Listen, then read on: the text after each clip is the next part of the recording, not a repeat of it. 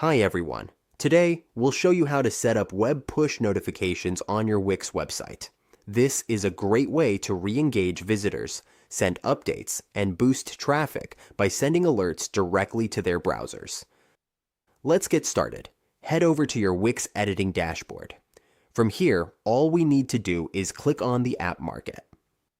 Once we're in the app market, we'll search for web push notifications. This lets us find the right app to install on our Wix site.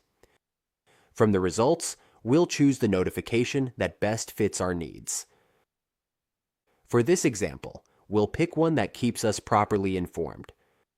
We'll go with this one, the order notification. Now, all we need to do is click Add to Site, then Agree and Add. Let's wait a moment for this to apply to our website. Once it's done, the notification feature will be active. As we can see, we now have the push notification set up. It will alert us whenever something is out of stock, when an order is created, or when there is order fulfillment. And that's how we set up web push notifications on our Wix website. With this simple setup, we can stay connected with our audience and bring visitors back to our site.